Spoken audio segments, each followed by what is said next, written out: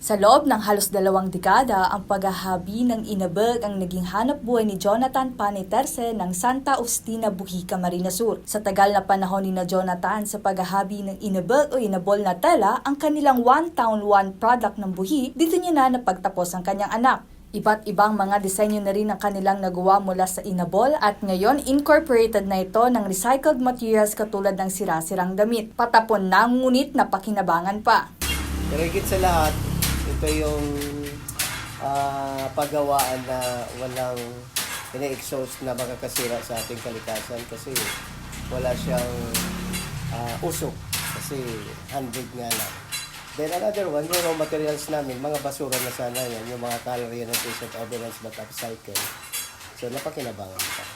Ayon naman sa anak ni Tatay Jonathan na si Jessa May, malaking tulong daw ito para sa kanya na saliksikin ng iba't ibang klaseng inabag dahil ipagpapatuloy niya ang inarasyon ng kanilang pamilya. Yung sablay po talaga yung ginagawa po namin. Pero dati po, nagigibuman po ako sa blankets, mga advanced treatment.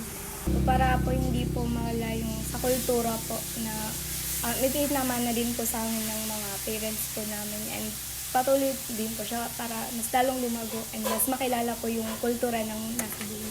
Ang inabag na kilalang One Town One product ng bayan ng Buhi, kilala na rin ito sa ibang bansa at proudly suot ni Camusur 5th District Congressman Biggs Villaferte sa maraming formal na events tulad ng SONA. Samantha Alano, CSN.